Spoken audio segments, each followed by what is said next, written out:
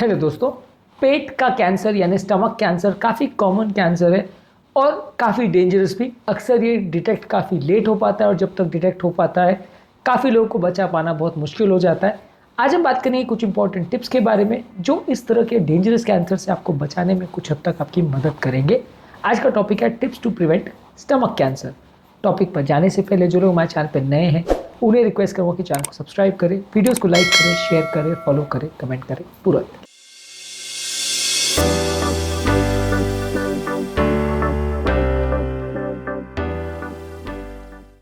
आज का टॉपिक हर उस व्यक्ति के लिए इंपॉर्टेंट है जो कैंसर या हर तरह के कैंसर से अपने आप को बचाना चाहता है, अपने परिवार वालों को बचाना चाहता है। इसलिए एक ओवरऑल अंडरस्टैंडिंग ज़रूरी है ताकि आप खुद को सुरक्षित रख सके और इस लीथल कैंसर को जल्दी डिटेक्ट कर सके और होने से भी कुछ हद तक रोक सके। आज का टॉपिक बहुत ज़्यादा रेलेवेंट है, इसलिए हर पॉइंट को देखेगा। चलिए शुरू करते हैं ये इंपॉर्टेंट वीडियो। सबसे पहला ज़रूरी है हेल्दी डाइट लीजिए। फल, सब्जियां, होल ग्रेन्स और फैट फ्री यानी लीन प्रोटीन्स को अगर आप ज़्यादा मात्रा में लेते हैं तो ये आपको काफ़ी हद तक ट्यूमर्स कैंसर से बचाता है। फलों और सब्जियों में मौजूद एंटीऑक्सीडेंट जो तत्व होते हैं वो आपको बहुत सारे तरह के कैंसर से बचाते हैं क्योंकि ये एंटीऑक्सीडेंट्स बॉडी में मौजूद फ्री रेडिकल्स को कम करते हैं। ये फ्री रेडिकल्स बेसिकली कुछ चार्ज सेल्स होते हैं जो अलग अलग तरह से आपकी बॉडी को अफेक्ट करते हैं जिससे कि ट्यूमर कैंसर होने का चांस बढ़ जाता है। ये सेल्स अगर बॉडी में बहुत एक्सेस मात्रा में होते हैं तो ये बॉडी को नुकसान करते हैं। थोड़ी सी मात्रा में जब ये होते हैं तो बॉडी को प्रोटेक्ट करते हैं, ज़्यादा मात्रा में होते हैं तो नुकसान पहुंचाते हैं। फलों सब्जियों में मौजूद एंटीऑक्सीडेंट्स इनसे हमारी रक्षा करते हैं, इसलिए फल और सब्जियों को ज़्यादा मात्रा में आपको लेना चाहिए। इसी तरह से होल ग्रेन्स जैसे ओट्स, बार्ली, क्विनोआ, ये सारी जो चीज़ें हैं ये आपके लिए काफ़ी हेल्दी है। और फैट फ्री प्रोटीन जैसे खासकर वेजिटेरियन सोर्सेस ऑफ प्रोटीन, दालें हैं, अंकुरित चीज़ें हैं, चने हैं, सोयाबीन है, ये सारी चीज़ें काफ़ी हेल्दी है। इसके अलावा फ़िश है, पनीर है, दूध के बने हुए प्रोडक्ट्स हैं, ये सारी चीज़ें कंपेरेटिवली आपको ज़्यादातर तरह के कैंसर से बचाती है और ये ओवरऑल हेल्दी फूड स्टफ्स में आती है। इसके अलावा आपको अवॉइड करना चाहिए प्रोसेस फूड्स को, यानी वो खाद्य पदार्थ जिनको प्रोसेस करके बनाया जाता है जिसमें अलग अलग तरह के प्रिजर्वेटिव्स, नमक या अलग अलग तरह के केमिकल्स डाले जाते हैं। ये सारे हाई केमिकल्स वाले फूड या हाई नमक और नाइट्रेट्स वाले फूड प्रोडक्ट जो है वो कैंसर का रिस्क को बढ़ाते हैं, स्टमक कैंसर के रिस्क को बढ़ाते हैं, इसलिए इनको अवॉइड करना चाहिए। इसी तरह से रेड मीट को ज़्यादा मात्रा में खाने से स्टमक कैंसर का चांस बढ़ता है, इसलिए इसे अवॉइड करना चाहिए। इसी तरह से कोई भी प्रोसेस्ड मीट्स जैसे बेकन, सॉसेज, डेली मीट्स ये भी कैंसर का रिस्क बढ़ाते हैं, इसलिए इनको भी अवॉइड करना चाहिए। इसके बदले पोल्ट्री, फिश या कोई प्लांट बेस्ड अगर प्रोटीन का सोर्स लेंगे तो ज़्यादा अच्छा है। इसी तरह से आपको स्मोकिंग को अवॉइड करना चाहिए। बहुत ज़्यादा स्मोकिंग यदि आप करते हैं तो ये भी पेट के कैंसर के लिए एक इंपॉर्टेंट रिस्क फैक्टर है, इसलिए इसे भी अवॉइड करना चाहिए। अल्कोहल भी एक इंपॉर्टेंट रिस्क फैक्टर है पेट के कैंसर के लिए, इसलिए आपको अल्कोहल भी अवॉइड करना चाहिए। अल्कोहल के अक्सर लोग को ये लगता है कि ये सिर्फ लिवर कैंसर के रिस्क फैक्टर है, पर ऐसा नहीं है। पेट का कैंसर भी होने का चांस इससे रहता है, इसलिए इससे आपको बचना चाहिए। इसके अलावा हेल्दी बॉडी वेट मेंटेन करना चाहिए। यदि आपका वज़न ज़्यादा है तो इस तरह के लोगों को भी पेट का कैंसर होने का चांस ज़्यादा है, इसलिए पेट का वज़न थोड़ा कम रखें। इसके अलावा फूड सेफ्टी का प्रैक्टिस करें। अपने खाद्य पदार्थों को प्रॉपरली क्लीन करें। इसमें मौजूद जो केमिकल्स है वो अक्सर अलग अलग तरह के कैंसर करते हैं। बहुत सारे जो प्रोडक्ट्स हैं जो फार्म से या खेतों से आते हैं उसमें बहुत सारे तरह की कीटनाशक दवाइयाँ, इंसेक्टिसाइड और पेस्टिसाइड्स इनका छिड़काव होता है। ये सारे ही खाद्य पदार्थ आपके लिए हेल्दी नहीं होते। ज़्यादा मात्रा में इनको खाने से ट्यूमर कैंसर होने का चांस बढ़ जाता है। ये सारे ही खाद्य पदार्थों को प्रॉपरली क्लीन करना चाहिए, प्रॉपरली इनको साफ़ करना चाहिए, केमिकल्स को उनको अलग करना चाहिए। उसके बाद इनको प्रॉपरली पकाना चाहिए, इनको प्रॉपरली स्टोर करना चाहिए ताकि इसमें कीटाणु वगैरह ना पड़ जाए। ये सारी ही चीज़ें पेट के कैंसर से बचाने में आपकी मदद करती है। जितना ज़्यादा इस तरह के केमिकल्स का आपको एक्सपोजर होगा, जितने बार होगा, उतना आपको ट्यूमर कैंसर होने का रिस्क बढ़ेगा।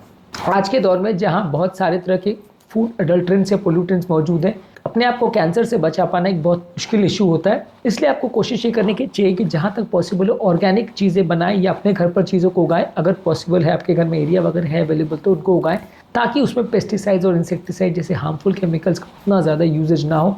और बाकी हार्मफुल केमिकल जो उनको पकाने के लिए, बनाने के लिए या उनको बेचने के लिए यूज़ किए जाते हैं वो सारी चीज़ों का प्रयोग ना हो। इसके अलावा पेट को हेलिकोबैक्टर पाइलोरी के इन्फेक्शन से बचाना चाहिए। ये बेसिकली एक इन्फेक्शन है जो पेट में कीटाणु मौजूद रहता है। ये पेट में एसिडिटी कंटेंट को बढ़ाता है और स्टमक का कैंसर होने में एक इंपॉर्टेंट रिस्क फैक्टर है। यदि ये बैक्टीरिया पेट में है, जो कि कई बार एंडोस्कोपी में पता चलता है, तो इसको इलाज करने से कैंसर का रिस्क कुछ हद तक कम होता है। इसके अलावा आपको ज़रूरी है कि रेगुलरली इसके लिए स्क्रीनिंग करते रहें। जब कभी भी आपको जलन या इस तरह का प्रॉब्लम अगर हो रहा है तो एंडोस्कोपी वगैरह करके अपनी जांच करा सकते हैं, डॉक्टर को रेगुलर बेस पे दिखा सकते हैं। हालांकि इस तरह के कैंसर को डिटेक्ट कर पाना अक्सर बहुत मुश्किल होता है, लेकिन फिर भी अगर पॉसिबल हो और अपने डॉक्टर को रेगुलरली दिखाते रहे तो काफ़ी चांसेस है कि ये कैंसर या इस तरह की डेंजरस चीज़ें जल्दी पिकअप हो सकती हैं। लेकिन फिर भी बहुत सारे केसेस जो रेगुलरली डॉक्टर को दिखाते भी रहते हैं, वहाँ पे भी मिस होने का चांस तो डेफिनेटली रहता है। हाँ, लेकिन अगर कोई व्यक्ति ऐसा है जो ज़िंदगी भर कभी डॉक्टर के पास नहीं गया, कभी कोई जांच नहीं कराए, उसमें इस तरह के डेंजरस कैंसर्स के मिस होने का चांस कंपैरेटिवली ज़्यादा रहेगा इन कंपैरिजन टू वो व्यक्ति जो रेगुलरली डॉक्टर्स के टच में रहता है और अपना चेकअप करवाता रहता है, तो एटलीस्ट कुछ हद तक डेंजरस बीमारियों से अपने आप को बचा सकता है। इसके अलावा आपको कार्सिनोजेनिक केमिकल्स या सब्सटेंसेस से बचना चाहिए। जो भी हार्मफुल केमिकल्स है, खासकर एस्बेस्टस है या बाकी केमिकल्स है जहाँ पे आप काम करते हैं, वैसी जगहों में अगर केमिकल्स का आपको एक्सपोजर हो रहा है तो इससे पेट के कैंसर होने का चांस बढ़ता है। खासकर वो खाद्य पदार्थ के साथ ही अगर ऐसी चीज़ें आपके मुंह में चली जाती है या नली को पार करके पेट में पहुंच जाती है तो कैंसर का रिस्क बढ़ जाता है। तो आपको इस तरह के कार्सिनोजेनिक केमिकल से खुद को बचाना है। इसके अलावा एसिड रिफ्लक्स अगर बहुत ज़्यादा हो रहा है, यानी कंटिन्यूस अगर किसी व्यक्ति को एसिडिटी और वो बार बार खट्टी डकारें अगर उसको आ रही है, तो वैसे व्यक्तियों को भी थोड़ा एसिड रिफ्लक्स होने का चांस ज़्यादा होता है। एसिड रिफ्लक्स को कम करने के टिप्स पर और उसको कौन कौन सी लाइफस्टाइल चेंजेस से आप कम कर सकते हैं उस पर ऑलरेडी हमने सेपरेट वीडियोज़ किए, जो कि आप हमारे चैनल पर देख सकते हैं। इसके अलावा खुद को एक्टिव रखने की ज़रूरत है। आप कोई भी काम में खुद को एंगेज रखिए। बैठे बैठे का जीवन जो लोग जीते हैं उनको कैंसर होने का चांस ज़्यादा होता है, इसलिए रेगुलर फिजिकल एक्टिविटी करने से आप खुद को कैंसर होने के चांस से कुछ हद तक बचा सकते हैं। और लास्ट इंपॉर्टेंट टिप ये कि यदि आपकी कोई फैमिली हिस्ट्री है जहाँ पे आपके परिवार में माता पिता भाई बहन में किसी को अगर कैंसर हुआ है, तो उनको अगर कैंसर हुआ है तो आपको भी ज़्यादा सजग रहने की ज़रूरत है, आपको भी रेगुलर चेकअप की ज़रूरत है। उनको कैंसर है तो आपको भी कंपैरेटिवली होने का चांस ज़्यादा है। ऐसे लोग को ज़्यादा सतर्कतापूर्वक अपनी जांच करानी चाहिए, रेगुलर हेल्थ चेकअप करना चाहिए। ज़रूरत पड़े तो कुछ टाइम में एंडोस्कोपी वगैरह करा के भी देख सकते हैं। लेकिन अगर आपको फैमिली हिस्ट्री कैंसर की या किसी भी और तरह के कैंसर की, तो आपको रेगुलरली टच में रहने की ज़रूरत है, खुद का चेकअप कराने की ज़रूरत है। जिनको भी फैमिली हिस्ट्री कंपैरेटिवली रेगुलर लोगों के कंपैरिजन में उनको ज़्यादा चांस रहता है। हालांकि कोई पहले से दवा चालू कर देने से या पहले से कोई टेस्ट करा देने से सारा बच जाएगा, वैसा कोई अवेलेबल नहीं है चीज़ें। लेकिन हाँ, आप ज़्यादा सजग रहेंगे और रेगुलर जाँच कराते रहेंगे, हर सिम्टम्स के बारे में अवेयर रहेंगे, तो चांसेस ये है कि आप अपने आप को बचा सकोगे। और लास्ट और मोस्ट इम्पॉर्टेंट टिप ये है कि आप पढ़ें उसके बारे में, जानें उसके बारे में, समझें उस बारे में।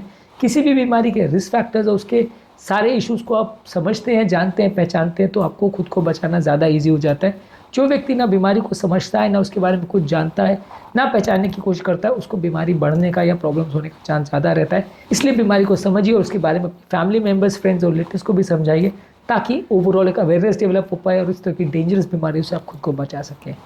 उम्मीद करूँगा कि आज के टॉपिक में कुछ नई बातें जानने को मिली होगी।